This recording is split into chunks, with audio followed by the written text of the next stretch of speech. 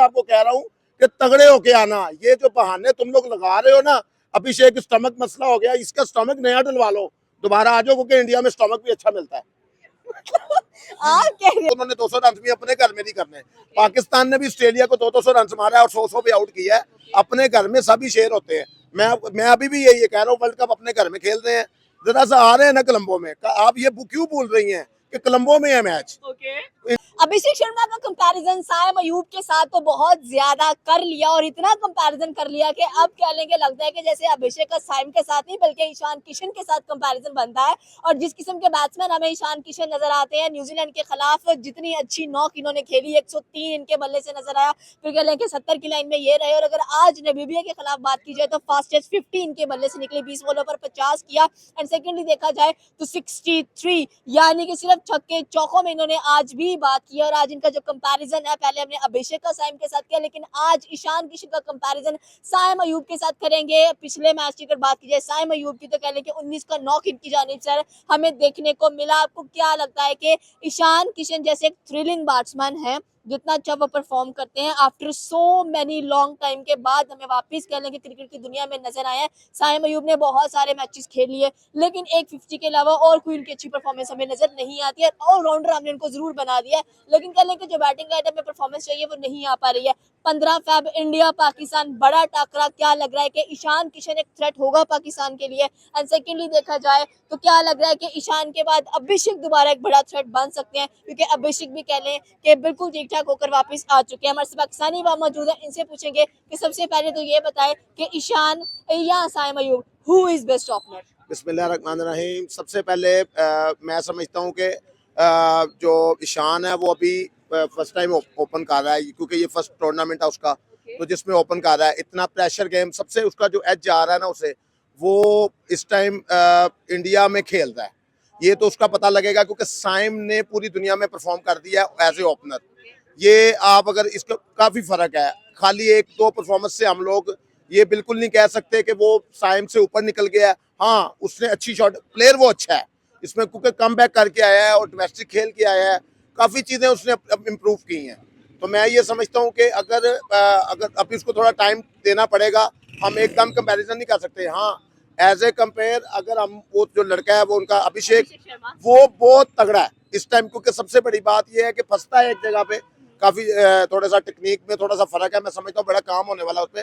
साइम अयूब एक तैयार प्लेयर है, ये अल्लाह का एक तोहफा है। साइम अयूब इतने तैयार प्लेयर है, तो अभी तक हमें उनका एक अच्छा नॉक क्यों नजर नहीं आया? ऑस्ट्रेलिया एशिया कप में हम लोगों ने देखा अंडे पे अंडा उनका नजर आया, डक नजर आया। और अगर आपकी परफॉर्मेंसेस भी देख लें तो ऑलरेडी 2 मैचेस साइम अयूब खेल चुका है। अब बॉलिंग हम उनको ऑलराउंडर बनाने पर क्यों इतना ज्यादा फोकस कर चुके हैं, जबकि उनकी मेन चीज बैटिंग है। हमें बैटिंग चाहिए, क्योंकि एक ओपनर का काम बनता है। हार्दिक पांड्या अगर आते हैं, कह लें कि एज अ बेस्ट ऑलराउंडर, तो डेफिनेटली सी बात है वो मैच को अच्छा फिनिश करके जाते हैं। आज भी आप देख लें कि उन्होंने कितना अच्छा मैच को फिनिश किया है। तो फिर आप ये कैसे कह सकते हैं कि साइम अयूब एक अच्छा कह लें कि उसके पास टेक्निक है, वो अभिषेक से अच्छा है, या ईशान से अच्छा है, या ईशान अभी आया है? आपको पता है कि जब ईशान क्रिकेट की दुनिया से दूर थे तब भी उन्होंने 200 प्लस स्कोर किया था, और अब भी जब वापस आए हैं, मैंने कहा कि न्यूजीलैंड के खिलाफ 103 है, आज भी आप देखिए फास्टेस्ट 50 उनकी तरफ से नजर आई है। साइम अयूब के बल्ले से लग रहा है कि नजर आने वाली है आगे मैचेस में, या 15 फेब को? पता क्या मैम, आप बात एक तरफा ये कर रही हैं कि वो हमने परफॉर्मेंसेस देखनी है। रन उसने देखे, आज ईशान किशन ने रन किए हैं,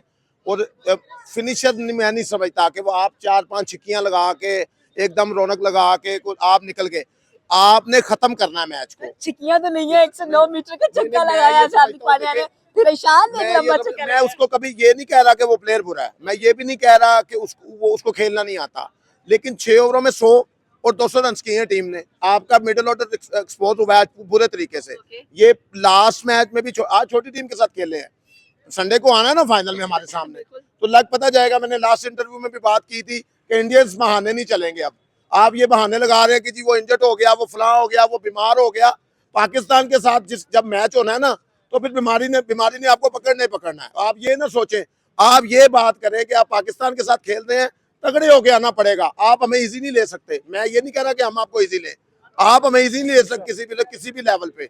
मैं आपको सीधा कह रहा हूँ, जहां तक बात आप कर रही हैं इसकी साइम अयूब की, साइम अयूब एक तैयार प्लेयर है। डाउनफॉल, अच्छा बुरा टाइम वो विराट कोहली पे भी आया था, वो किसी पे भी आ जाता है, लेकिन साइम अयूब की टेक्निक है, साइम अयूब जब खड़ा है वो आपको खत्म करके दे के जाने वाला प्लेयर है, वो तगड़ा प्लेयर है, वो लेके जाने वाला प्लेयर है। हाँ, बच्चा है थोड़ा सा बड़े मैच का। ये ईशान किशन आज का डेब्यू नहीं है, इसका ये बच्चे का डेब्यू हमारे को 2-3 साल ये करंट में आया है।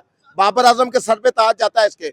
हाँ, जहां तक आपने की बॉलिंग की बात, ऑलराउंडर की बात, डेवलपमेंट करना कोई बुरी बात नहीं है। हफीज भी करता था ये, हमारे मैं तो कहता हूँ कि आगा को भी बीच में 2 ओवर कर देने चाहिए आके।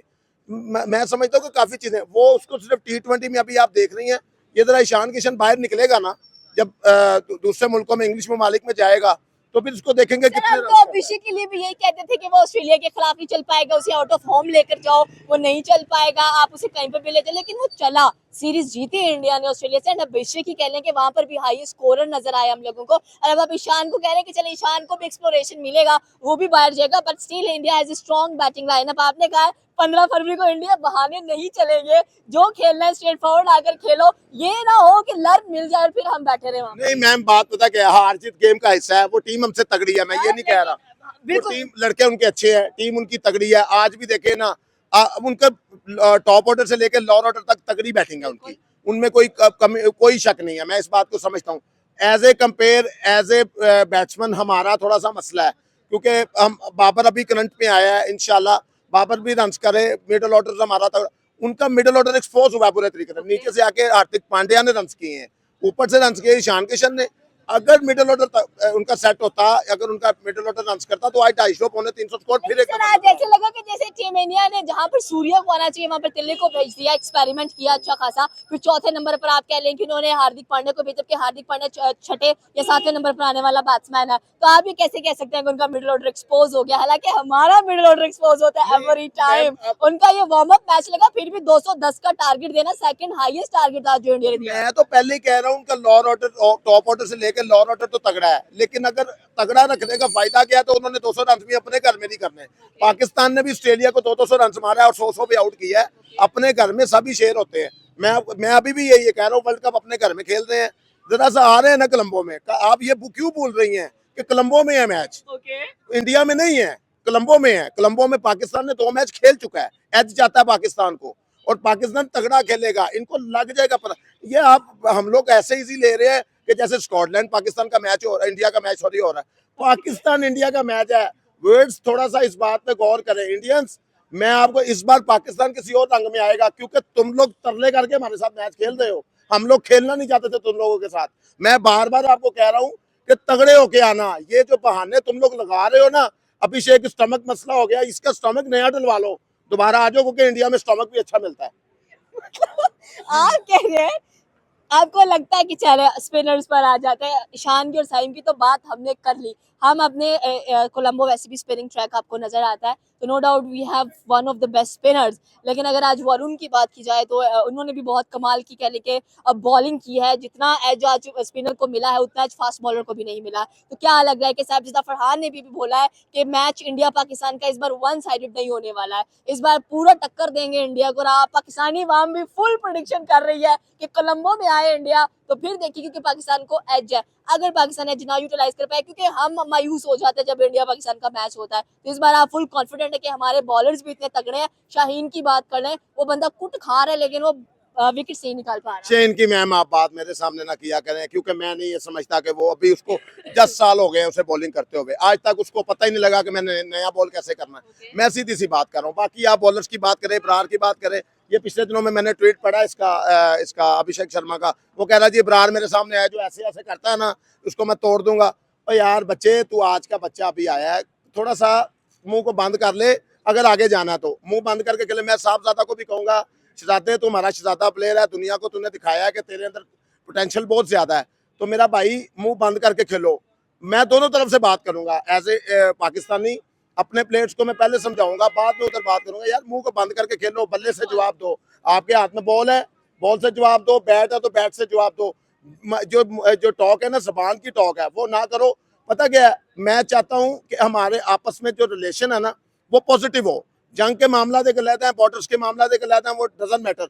लेकिन आप as a game, as a cricketer, आपकी बॉन्डिंग बहुत अच्छी होनी चाहिए, आपका ताल्लुक बहुत अच्छा होना चाहिए।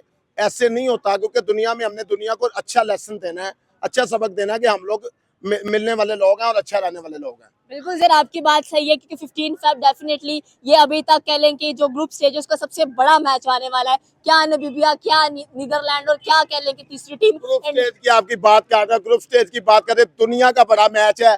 ग्रुप स्टेज की आप बात क्या है मैम, दुनिया का बड़ा मैच है जो आईसीसी मनाने आ गई पाकिस्तान को, कितना बड़ा मैच होगा।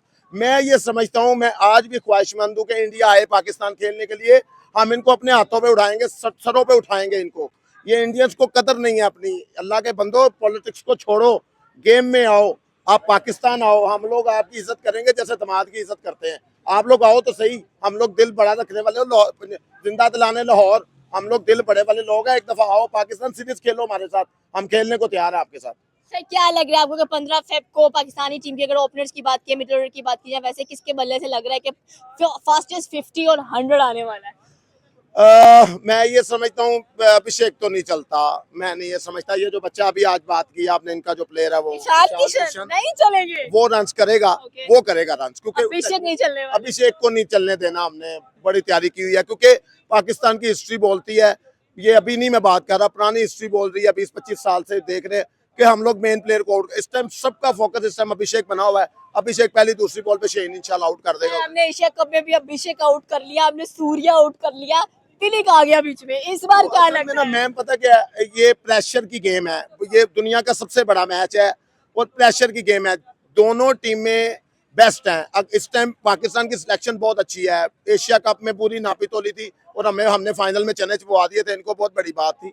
लेकिन अभी भी मैं कह रहा हूँ नापी तोली सिलेक्शन है इनकी, तो मैं ये समझता हूँ कि जो प्रेशर हैंडल करेगा ना, वो ये मैच जीतेगा। कितने परसेंट चांसेस देंगे? और फरहान और जसप्रीत बुमराह के बड़े चर्चे हो रहे हैं, तो इस पर आप क्या कहना चाहते हैं कि फरहान और जसप्रीत बुमराह का आमना सामना कैसे होने वाला है? बहुत तगड़ा होने वाला है, क्योंकि बॉलिंग जो है ना, फास्ट बॉलिंग की विकेट नहीं है। फरहान बहुत मारेगा इंशाल्लाह इसको, बुमराह को फिर एक दफा, क्योंकि उसकी वजह ये है कि एक तो करंट पे आया हुआ है, तो फरहाना जरा आराम से खेल नहीं यार। उनकी तरफ से भी जसप्रीत बुमराह और अर्शदीप सिंह। बुमराह, अर्शदीप सिंह, बुमराह ओके, अगर उनके ओपनर्स की बात की जाए, चलें हम लोग लास्ट क्वेश्चन करेंगे, ये पूछेंगे कितने परसेंट चांसेस दे रहे हैं आप इंडिया वर्सेस पाकिस्तान को? 60-40, 60 India. As a cricketing sense से बात कर रहा हूँ कि इंडिया 60, कभी भी नहीं 70-30 कहूंगा, क्योंकि 10% ही है तकरीबन, क्योंकि पाकिस्तान भी बेहतर क्रिकेट खेल रहा है T20। 60 इंडिया और 40 पाकिस्तान, और 10% जहाँ पे थोड़ा सा ऊंच नीच हुई, थोड़ा सा उनका मामला तो हुआ, और मैं आपको क्लियरली कह रहा हूँ उनका मिडिल ऑर्डर एक्सपोज हुआ, अगर पाकिस्तान के खिलाफ, तो पाकिस्तान चढ़ जाएगा इंशाल्लाह। Okay, thank you sir.